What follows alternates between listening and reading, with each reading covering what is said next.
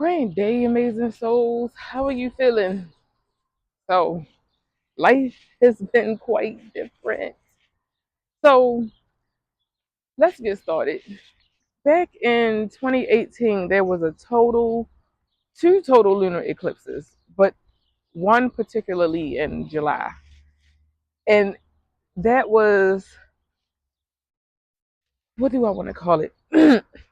It was a tower moment tied into an unveiling. And I mean, I don't think I've ever witnessed anything to that magnitude of that lunar eclipse. This lunar eclipse, however, it wasn't so much of a tower moment, but it was more of an unveiling. Well, a witnessing. So, my question is to you all, how was this lunar eclipse for you? Because this lunar eclipse showed me pieces of me that needed to be shown. And I'm like, okay, wait a minute. Is this the point of the lunar eclipse? To show you what you need to see, what's hidden? Because Ketu, it was sitting with Ketu, the south node. And it had a lot to do with my people that are closer to my home. However, in the world, they're not in my home, but in the world, like neighbors and the community and whatnot, right? And it really had me take a hard look at it because I've seen this cycle before, and I'm like, whoa, this is so deep. And I felt like it was Groundhog Day, where it was just one of those things like, you remember this? It's the same energy being projected again because you didn't get it the first time. So let's jump on into it. So something happened, and I almost immediately started to feel shame, and I really had to check in with myself. And I heard my higher self say, "Source is not judging you, and neither should you."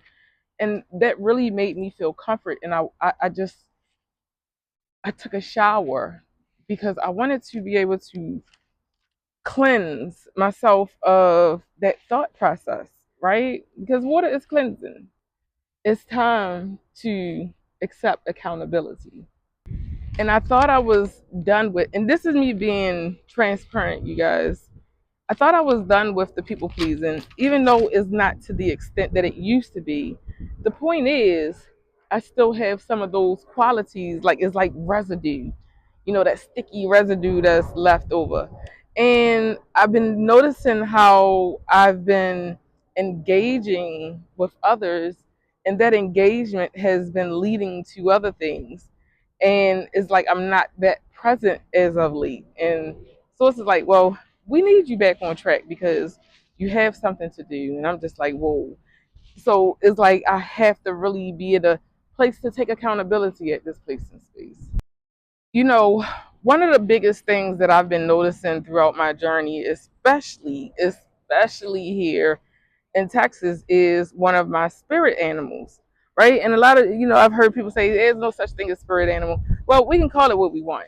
We can call it source. We can call our higher self. We can call it the universe, right? However, this particular being comes in the form of a particular bird. And when this bird comes around, I thought it was for a particular reason, but it started showing me that this particular bird is more than just that one particular reason. It's many reasons, but one meaning. And I'm like, okay, I'm paying attention, right? But then I started thinking, it's not just that one bird, it's other birds. And it's a bigger meaning and a bigger message to it all. I just have to pay attention and get quiet and really receive what the messages are.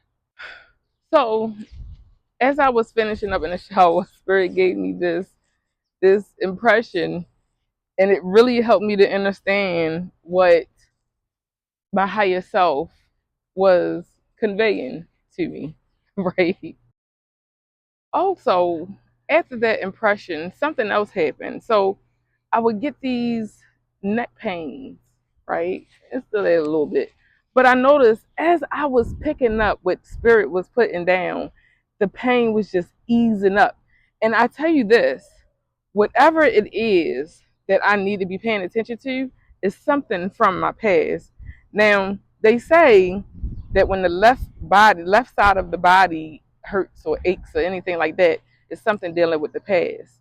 When it's something on the right side is dealing with the future, so you're in the future, you know. And either way, we're not supposed to be in the past or the present too long because it can alter things. If it's in the middle of the body in the meridian, it's in the now. It's in the now.